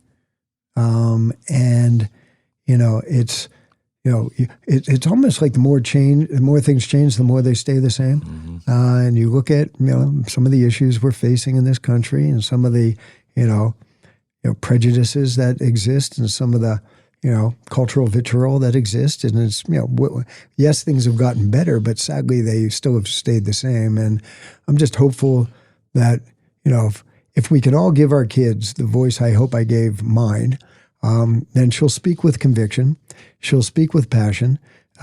She'll hold true to, decent moral values in a way that will affect positive change in her life and the people around her. When things sometimes, Paula does not like watching the news, and I don't blame her. It's a very, it's almost kind of like every once in a while, I just want to kind of like, all right, have I missed anything? Mm-hmm. Right? Let's see, kind of, what's going on, and is it just kind of, a 15-layer cake of the same flavor that they just keep kind of repeating over and over and over? And I think, the problem is, nothing's not by design, right? And they want people to become, to a certain degree, disenfranchised, to believe that they can affect change, to fear the other, more than embrace all of our commonalities, no matter how far apart we think we are, and it's just look, and then again, sadly, in a good way. The human frailty is that the next disaster is coming along that's going to make you forget about the last one, and the last one, right, and the last one, but they never stop coming. Mm-hmm. So I think the human condition is we got to figure out how to. You don't have to love everybody, but let's not hate each other quite so much. That live and let live kind of idea is something that is doable. You don't There's Jean-Paul Sartre wrote this book called The Other, and the whole concept of it was, without something in opposition to whatever, you can't define something else. Hot, cold, up, down, north, south, okay, right, left, Democrat, Republican, Arab, Jew. You need the other to, instill that concept of something. And sadly, it's that concept of the other that is being leaned into in all the wrong ways in our society now. That's powerful. I look at it as what you said, the dividing factor, the manipulation that goes into it is what bothers me, right? I think about, it's not, like I understand it, that there's a game that's being played and it's, it's humanity that's at stake, but how they play the game is very divisive, right? It's almost like, and it's deceptive. And to your point, it puts people against each other. Your hatred. It's like the disgust because of something that somebody is manufacturing, in my opinion, on purpose. Again, that's just what they're doing, right? It's all driven by what? Right. That's, and all I'm thinking is, okay, I once was that guy that also would just show up to a voting box and just check the box because I just said I was something and I had no clue why I was doing it. Zero. I was drunk the night before. I was high on Molly, partying, and I just was that person. But you at least voted. But not for the right reasons, right? Not based on a centering of a value and a principle of like what's best. Or not based on a true understanding. Yeah. Right? Yeah. Of what any of it meant or stood for. Exactly. Right? And so I think about that and I think about how much of that really takes place right now. And my thought is, well, Manny, you don't have all the expertise in the political spectrum, but it's like, it's not about that. It's when you become alert and aware of something, you start to question it. You start to look at it differently. And you say, that don't make sense right there. That ain't adding up. I'm not going to buy into that. I'm not buying what you're selling. Sorry. No. And so therefore I can be a catalyst for change and leadership and create control in my house and my family, my greater extended family, because they're fighting over what's happening in the election of this or it's COVID that. And I'm like, hey, listen, right? And if we can inspire the next person just to consider it differently, that's where I think that whole voice thing, where it kind of puts the bow on it of what you're sharing right there, matters. Because before, it was always just about growth. I'm always talking about growth. I ask great questions. We'll sit here and talk about, what's your personal prerogative and this and that. And it's like, it's fucking good. Yeah. But it's like, it's something in there that's just like, it's much bigger for me, because I feel like we're losing the essence of what makes this place amazing, what all the greatness about America, and the idea that my grandma came over here as an immigrant from Colombia when she was young and brought my whole family over, that I had a chance to be born here in Las Vegas, and they're trying to strip that away from me. And that doesn't settle well with me right now. So I'm really being heartstrung tugged in this direction now, where it's like, I got to do something bigger. Like, to kind of your point of purpose, why you're doing these films and what's the meaning behind it. I read something earlier today, and I didn't hear it, so I have to verify it, right? But what I read was so disturbing to me. And I was just kind of like, and it sounded like, rhetoric and banter, reminiscent of the worst times in human history. Mm. And to your point about the immigrant experience, that is what built this country, right? I don't know how many people are listening to this, but how many of you are not a product of an immigrant experience, right? 1, 2, 3 generations ago. Mm. And a comment that read that immigrants are poisoning the blood of America. And I was like, what? First of all, that can't even be right. Mm. That wasn't said, was it? And I'm hoping it wasn't, but I'm going to go verify it. And if it was, then how can we allow that to be said? Mm. How can we support that type of thought? Right.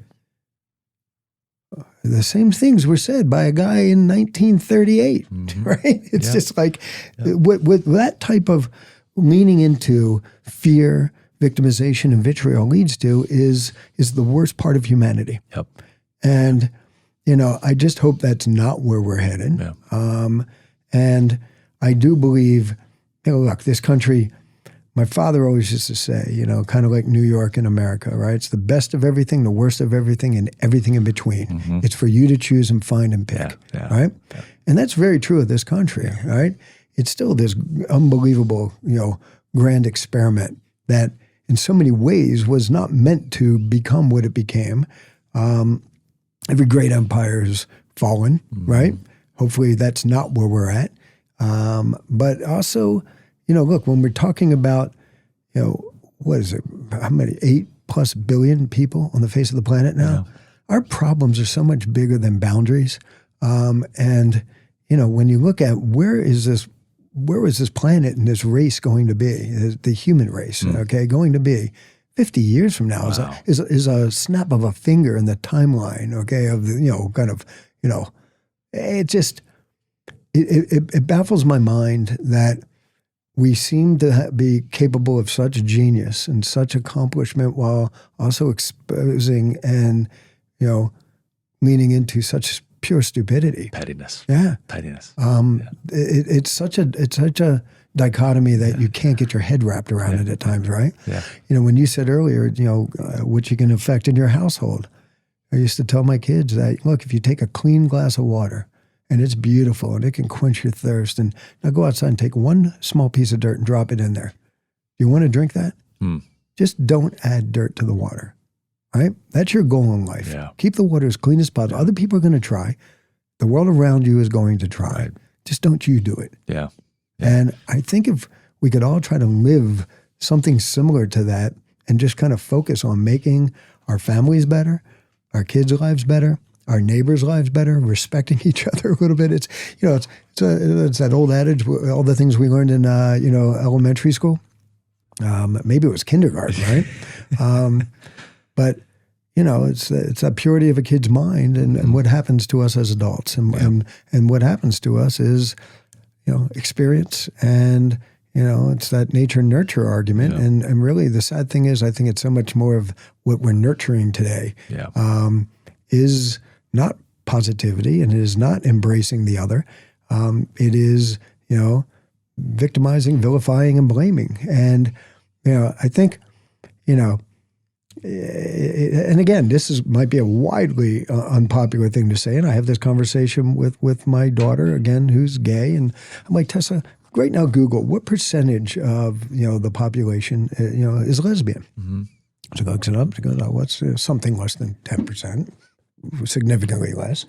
And I go, well, it's kind of interesting that Madison Avenue right now seems to need to tell us in almost every commercial that, there are lesbians in the world, right? In a disproportionate, way to what the actual population is. And I understand that these groups have been, not properly represented and shamed and, not treated properly in the past. But again, what I want to see is that everything is not about profit and leaning into what the popular message is of today. Look, I challenge you go home today and watch a TV commercial. If you see two white males on it, it might be only a Viagra commercial. Mm-hmm. And it's almost kind of like, we need to overlean into something because that's the popular sentiment of the moment. But what's happening is, you and I might be evolved and woke and being able to accept, and always have, that people are just people. But somebody who's just trying to get used to it on the other extreme side and now is being oversaturated with it is going to have a different reaction to it. So it's not going to get you where you think it's going to get you, and it's probably going to push things even further apart. So again, it's just, how do we find that balance? I don't know I have the answer, but I just feel like there is, a gross imbalance in how things are being messaged today. Yeah, no, listen, I mean, I think the answer is it continues to live in, kind of what you've been highlighting this whole podcast, which is, if you have a voice, I feel like if you're sitting in silence and you just feel a tug and a pull that you're called to something, to do something, to fight for something, to be the voice, you realize like, man, look at all this stuff I've gone through. I've been chosen as one of the soldiers to overcome the adversity. And now I'm looking at, the greater picture. I got a kid now, he's 15 months. I got to raise him in a hellstorm, and it's like, he's pure spirited, love and joy and just excitement of life. And if I send him out there, he's got to know what he's getting into. But if we don't, whether that be you or the next person, whoever, we're not having these conversations. The person that's listening, just that one person, it wakes them up. And then that could wake the next person up and just have them go, you know what, I kind of like what they say. You know what, next time I see somebody in the streets or whoever I talk to, I'm going to have a little bit of a different reaction like you just said. Well, there's, kind of like that, that old Nike ad, right? Just do it. Mm-hmm. I would say to anybody trying to find their voice, if you're thinking about writing something, if you're thinking about creating something, drawing something, singing something, building something, if you're thinking about it, do it. Just do it. Get started. Yeah. You said, I don't even know if it was on there, but I think Paul asked you how many of these you've done. And you said, look, at one point I made up my mind. I was just going to do one of these a week, and just dive in the deep end and start swimming. And you're here today because you took that step. And,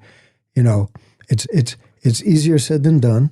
And it's easy to say, but once you do it and complete something, what it does is it liberates you and opens you up to doing it again and again and again. It might not be the same thing. It might not, and it might not be what you thought it was going to be when you started.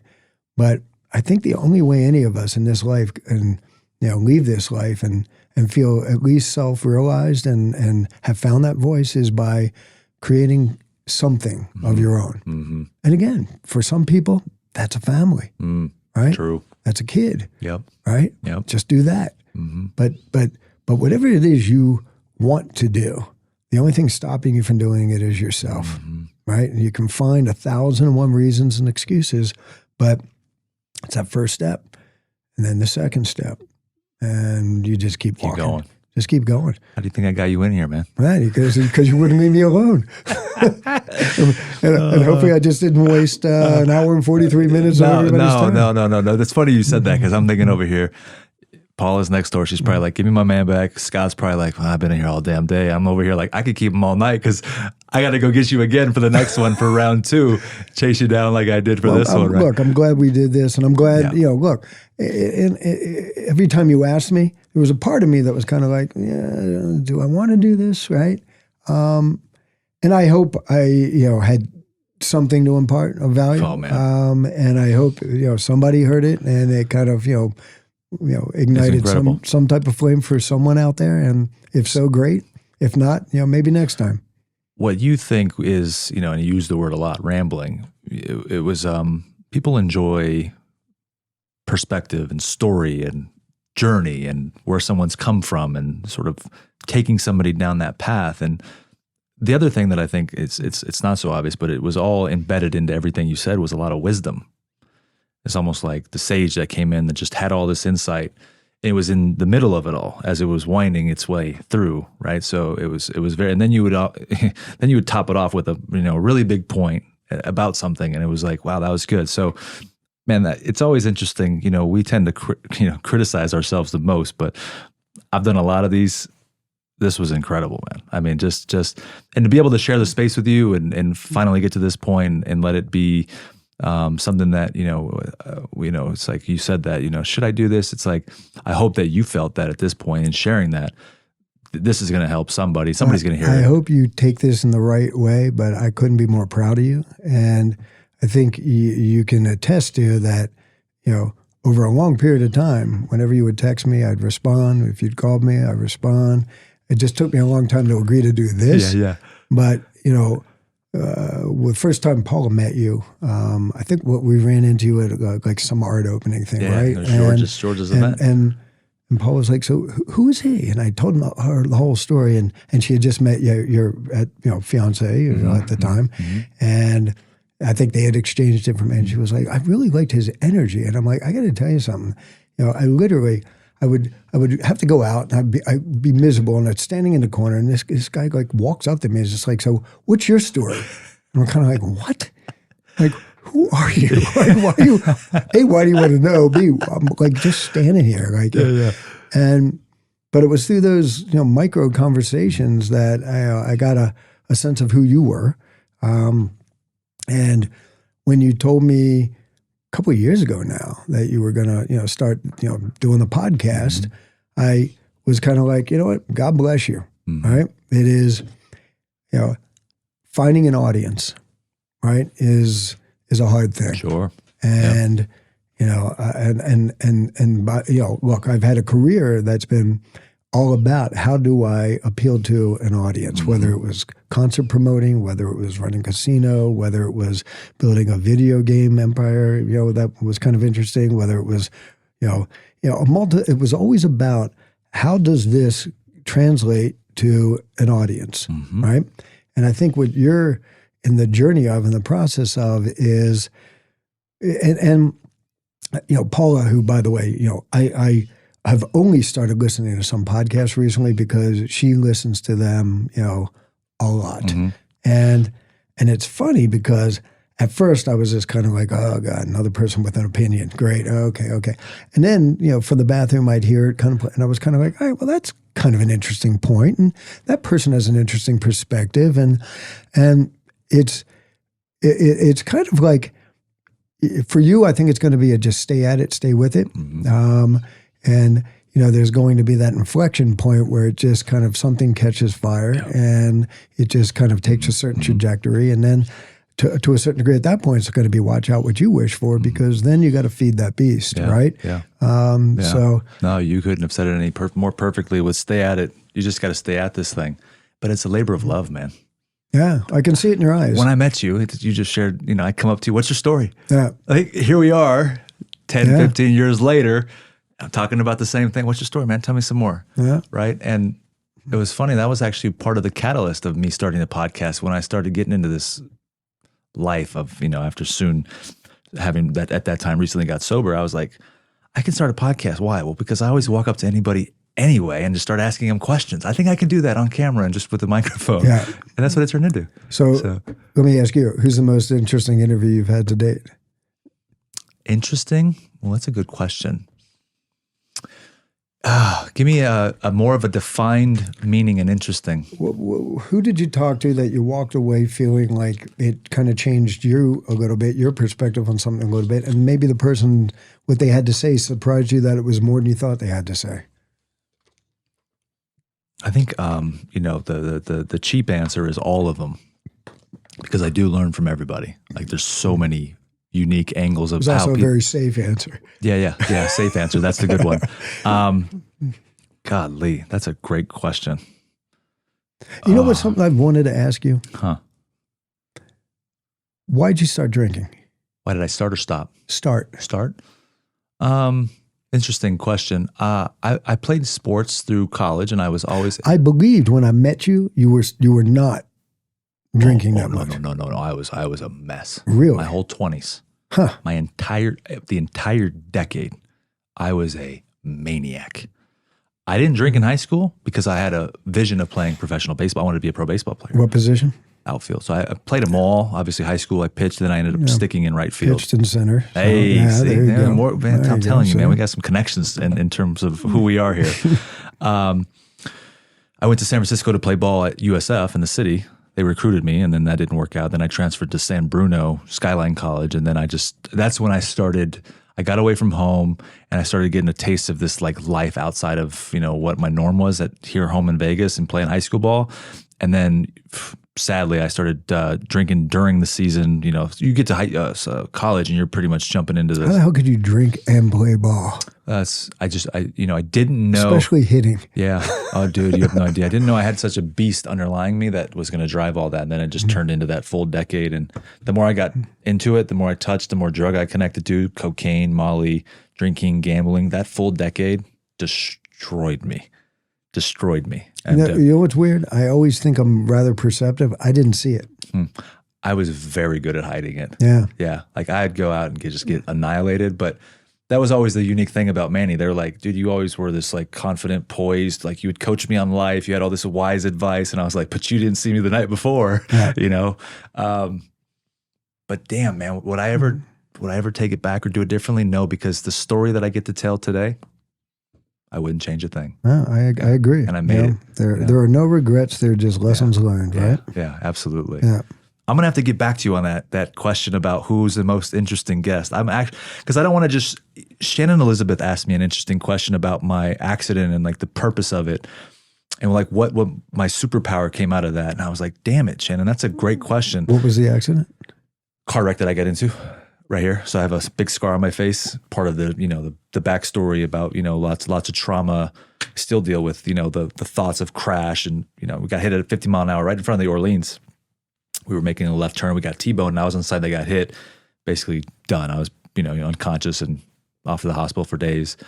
Survived, which again, why I always think the glory and, why we're here and all that stuff. But she's like, so what did that sort of teach you in it? And I was like, well, like I thought it taught me awareness and urgency in life. But then she's like, no. It's like, what's your superpower? Because like, And it took me a minute to answer because I was like, I don't have a fast answer for you. I got to think about that. So same thing with you. I don't have a fast answer. I gave you the one. I was like, all of them. You still thinking about it? Yeah. Because there's a lot of people in the catalog there that I have to go look at and like really, I'm that guy. It's like, I have to go look and see, okay, and it's going to, kind of like when you walk into a home and you feel like it's the right place. It's interesting you talk about the accident and that trauma because, not trying to overshare for other people, but, Paula, the three girls were involved in a car accident that Paula wasn't in the car. And it was an unfortunate evening.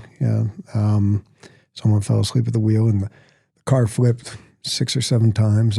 All the girls were hospitalized for months on end and spinal injuries, and Tessa's had to overcome, broken back, pelvis, neck, to become a, accomplished athlete and still suffers pain from it. But oddly enough, the person who suffered the most trauma, the person driving wasn't hurt at all because they were, drunk.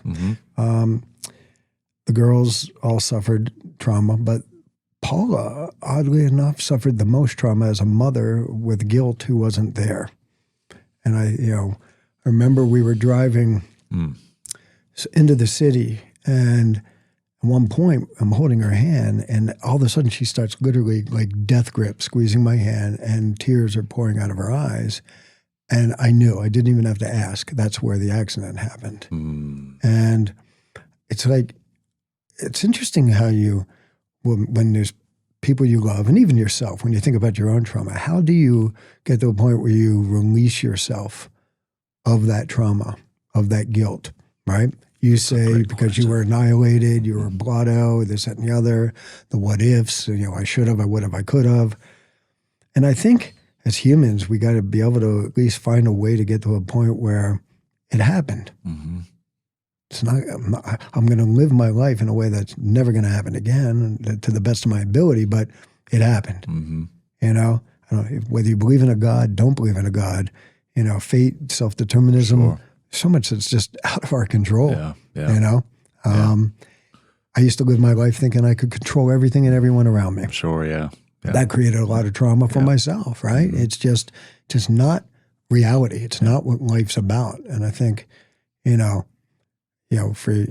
she asked you that question, what's your superpower that came out of it? I think, looking at you today, you just said that happened. Mm-hmm. But I'm a different human now, right? And I think for anybody who needs to get to a point of things weren't so great, for whatever, however you define that. Yeah. And then you get to a point where things are better. Well, that's superhuman, right? Mm-hmm. You're becoming a different person. Yeah. Truly. And I think, when I say I wasn't aware, because I wasn't, right? I wouldn't have said, that kid was a wreck, right? Because you did hide it well. Mm-hmm. And you are, you're composed enough, and you are, you're that guy that just looks somebody in the eye, gives them a firm handshake, and listens and pays attention. And again, I'm starting to think there might be a bit of a narcissist coming out of me, because I've been talking quite a bit that I didn't think I was going to talk about over the last couple of hours. But your ability to listen is also a gift, and I think that comes from your curiosity and your desire to just kind of figure stuff out. Yeah. And we don't figure stuff out in life when we're talking. Mm-hmm. No. I appreciate you so much, man. Like, I've always admired you, and I've always looked up to you. And, even in those earliest days, it was about, how can I keep leaving that guy behind me in the best possible way? And obviously I had to go through that whole thing, but never at any point did I ever have anything else on my mind except for, man, what can I learn from this guy? How can I be a part of his life? How can I add value at some point? Like, whatever that looks like. But it was always from the place of, that man can probably help me, because of his experiences and his life, become a better version of myself. And selfishly, I think we all want that to some extent, but it's for a purpose. I really believe that. Yeah. I really believe that. So, I'm so grateful for you for, hanging in there with me while I've persisted through all the bumps and walls and stuff like that. It's been fun to watch you persist, and now come in and jump in the pool with you for a minute. Yeah, but the best is yet to come, man. That's the best part. Yeah. So, well, let's do this. Let's, after the holiday, you, the little one, your wife to be, Paula, Tessa, and I, let's grab a dinner and get to see each other face to face. Perfect. I love that. All man. right. Regularly. My man. Hey, brother. Thank you. Hey, thank you. All right, man. All right.